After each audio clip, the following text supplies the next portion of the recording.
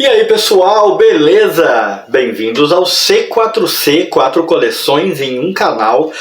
O canal que é comandado, montado, gerido por 4 pessoas, por isso o nome é uma coisa até bastante óbvia.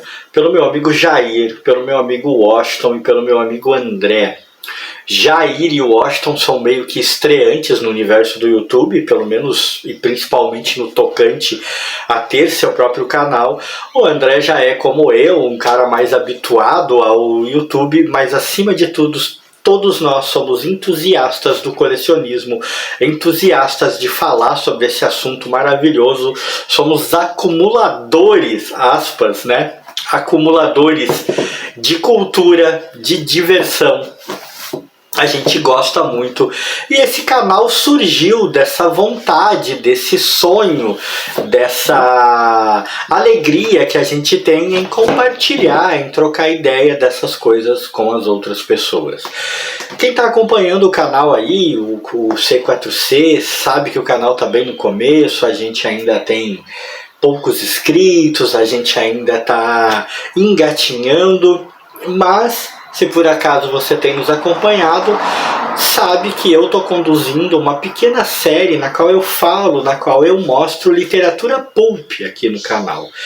E que eu já expliquei nos outros vídeos que eu foquei principalmente não só na questão prática, ou seja, a literatura pulp, aquela literatura mais barata, aquela literatura publicada de maneira mais barata, em material de baixa qualidade, mais acessível ao grande público por questões monetárias, mas também numa questão, digamos assim, estético-literária. Eu também, dentro do possível, mostro aqui material que é realmente feito para consumismo rápido, aquele material cuja qualidade da obra em si, da obra mesmo, não da parte gráfica, não da publicação, também por vezes é questionável. E esse daqui, neste episódio, que vai ser o penúltimo episódio dessa pequena série, eu havia prometido falar sobre o material que eu tinha abordando horror, abordando terror, e é um material que na verdade eu não tenho muita coisa, não que não haja bastante material no geral sobre terror, sobre horror dentro desse universo pulp. Na verdade há. Eu, infelizmente, é que não tenho tanta coisa assim. Eu não tenho tanto material assim. E mesmo no material que eu tenho, em parte, esse material vai se encaixar aqui no nosso vídeo, vai se encaixar na nossa série pulp, muito mais por uma questão estética, por uma questão de adequação, do que realmente por ser um material pulp de essência. Eu vou mostrar aqui, muitos desses autores são autores consagrados, são autores extremamente conhecidos, extremamente famosos, porque o universo pulp tem muito disso, autores que em grande parte são desconhecidos do grande público, muitas vezes são só pseudônimos usados por outros por escritores assim, mas nesse caso aqui a grande maioria do que eu vou mostrar aqui possui autores que realmente foram consagrados e que estão nesse vídeo porque o formato em que foram publicados se encaixa na categoria que eu escolhi para falar, que é a categoria pulp. Tanto que eu vou mostrar como primeiro exemplar do vídeo um cara que ficou muito conhecido por esse material, por esse livro aqui, que teve filme baseado nesse livro, se não me engano até mais do que um filme, até meio que virou franquia, eu posso estar enganado, mas acho que teve mais de uma parte, mais de um filme. Eu estou falando de David Seltzer, autor de A Profecia. Eu tenho A Profecia, ela foi publicada naquela série Super Sellers da Record, da editora Record, e é um material que foi publicado naquele formato totalmente pulp, gente. Essa edição aqui é dos anos início dos anos 80, fim dos anos 70, tanto que o copyright aqui é de 76, e era a coleção vendida em banca de revistas na época, papel jornal dentro, já está bem amarelado, já está bem velho, foi publicado num formato para ser acessível às massas, ao grande público, e isso aqui, quem é fã de terror conhece, sabe que virou filme e tudo mais, e tá aqui. Como eu disse, encaixa-se na nossa pequena série por adequação, encaixa-se porque foi publicado no formato que nos interessa. E é um bom material. Eu assisti o filme e o livro, na verdade, eu ainda não terminei de ler, eu preciso terminar, aquelas confusões, tanta coisa para ler. Eu preciso terminar até para ter minha impressão do quanto eu vou achar o livro mais interessante que o filme. Em geral é o que acaba acontecendo, eu acabo achando o livro mais interessante que o filme.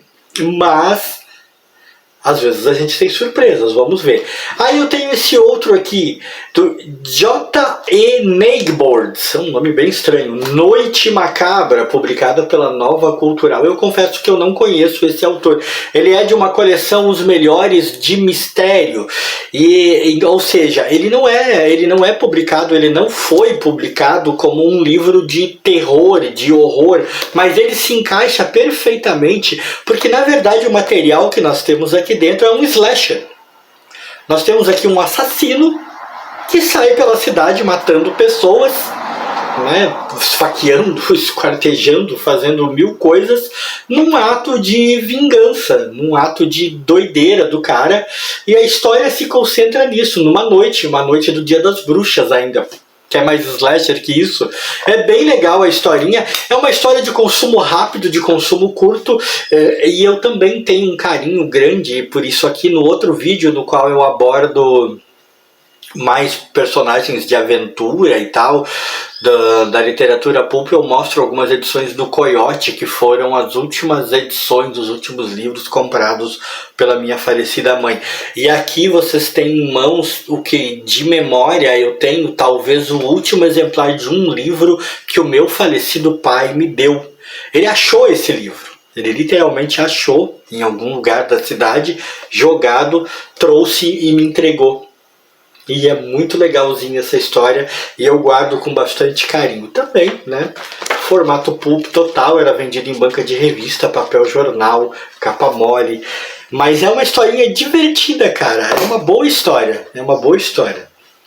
E aí vai voltar a aparecer aqui agora, na nossa série, a coleção Econômicos Newton. Agora é a Fantásticos Econômicos Newton. E ela traz pra gente de William H. Hodgson, um cara considerado muito importante para histórias de fantasia, de ficção, de horror, de mistério. Um dos caras que inclusive influenciou fortemente o nosso querido Lovecraft. E ele escreveu esse clássico, porque isso aqui é um clássico, A Casa sobre o Abismo. Esse material aqui é muito legal, é muito conhecido pelos fãs do horror, do mistério. É um material que eu ainda não li, para ser sincero, tá na minha fila de leitura. Eu estou lendo um livro no momento, assim que eu terminar de ler este livro eu pretendo começar este. Eu com certeza quero ler, eu sempre quis ler esse material. E como eu disse, ele já é de uma coleção que foi lançada para atingir as grandes massas. Por isso o nome Econômicos Newton, na época custava R$2, vendia em banca de revista, banca de jornal, ou seja, ele está dentro aqui, mas é de um autor muito consagrado. E essa história é muito bem falada, talvez seja a mais famosa, a mais conhecida história do autor. Que até, tanto que quando eu o conheci, se não me engano, eu o conheci na antiga publicação da editora Scala, na revista Horror Show, lá nos anos 90, eu o conheci por essa história, A Casa sobre o Abismo. Era a história na qual ele é mencionado. Na maioria das vezes, quando você fala do Hodgson, é A Casa sobre o Abismo. É Hodgson, sei lá. Mas é um livro que eu tenho muita vontade de ler. Tá na minha fila, provavelmente vou ler.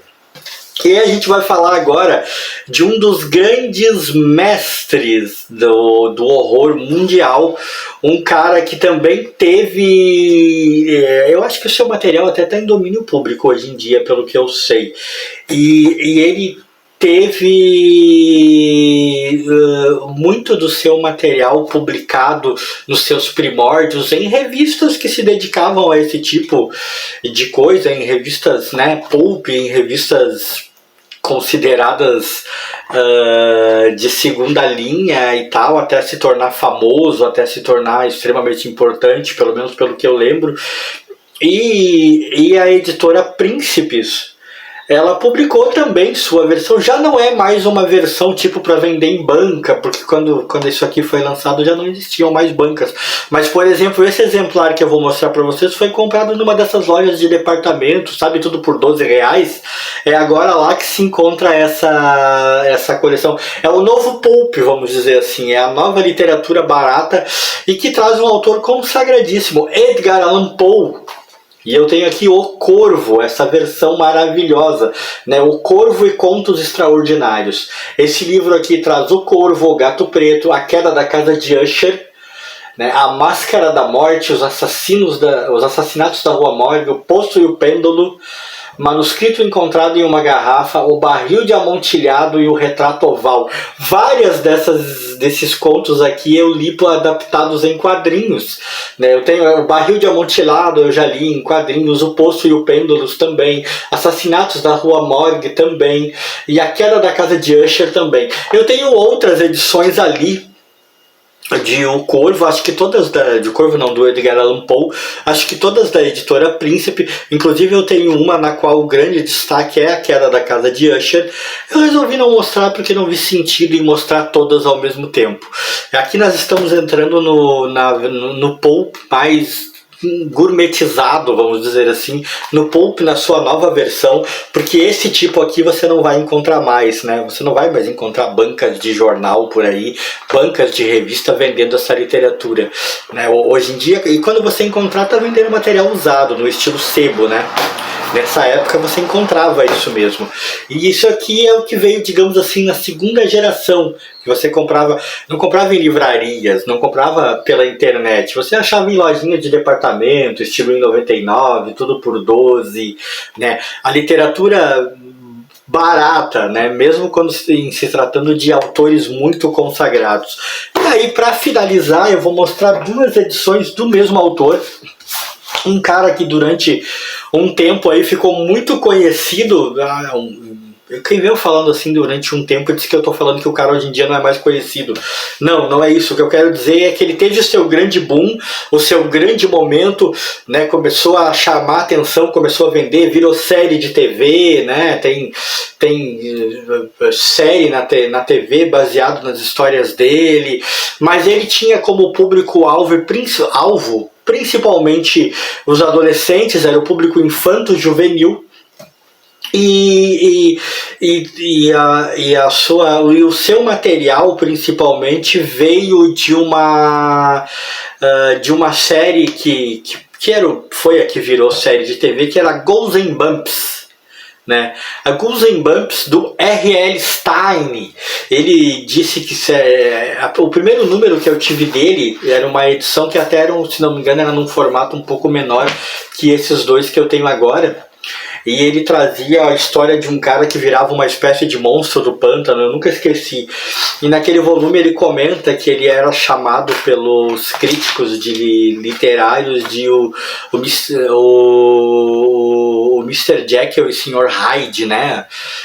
Da literatura, porque ele escrevia tanto histórias mais bonitinhas, mais infantis, como contos de terror.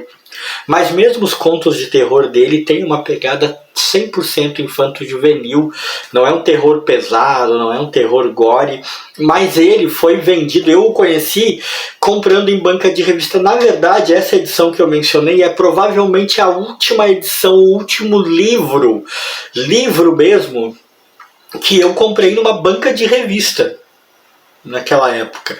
Depois disso, as bancas de revista entraram em declínio até praticamente sumir, e esse tipo de literatura, esse tipo de publicação também, que hoje em dia basicamente ninguém faz. né? E quando faz suas versões mais baratas é para vender pela internet. Mas eu acabei tendo essas duas edições aqui. Uma eu ganhei do meu irmão, a outra do meu amigo André, que é da série Ghosts and Bumps, né? A Noite em que o Mundo Cresceu, né? Ghosts and Bumps, Castelo dos Horrores, A Noite em que o Mundo Cresceu, do R.L. Stein. Essa é uma coleção da editora Fundamento. Eu não sei quando isso foi publicado aqui no Brasil, posso dar uma olhadinha, 2011, né? Ali por 2011.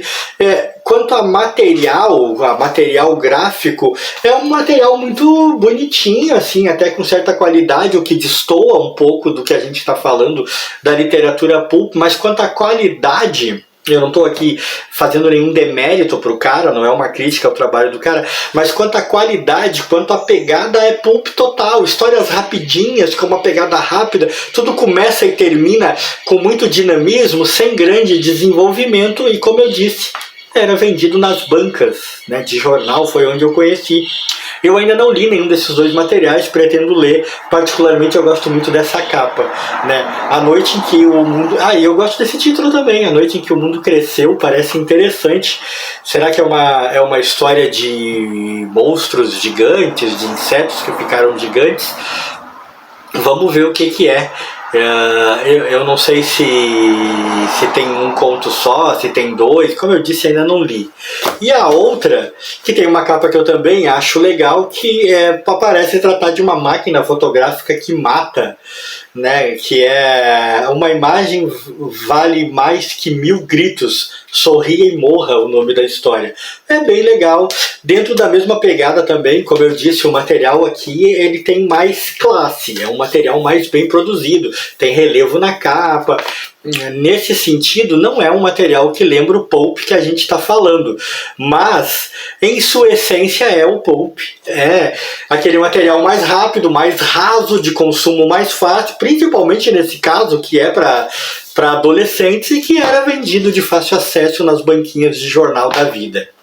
Enfim, pessoal, essa é minha abordagem desse tema que eu gosto tanto, que é o horror, né, o terror em literatura. Esse é o penúltimo vídeo desse nosso quadro. O próximo agora eu vou trazer quadrinhos. Eu vou falar de quadrinhos que têm sua origem no universo pulp. E eu já digo de antemão que esse quadrinho esses quadrinhos vão ter duas vertentes. Ou histórias que são totalmente pulp pela sua essência, ou algum personagem que teve sua origem no pulp, ou que passou pelo pulp em algum período, né? Era publicado naquelas revistas, naqueles livros totalmente pulps, e depois atingiu os quadrinhos e foi para os quadrinhos. Vai ser o último vídeo da nossa série. E aí depois, daqui para frente, vamos ver mais o que podemos criar, o que podemos trazer aqui para o C4C. Se você gostou desse vídeo, deixa aquele like aí pra gente, né? Dá uma olhadinha nos outros vídeos do canal, no material que meus outros colegas estão fazendo. Tá todo mundo fazendo coisa muito legal, tem material muito divertido e tem mais sempre para chegar.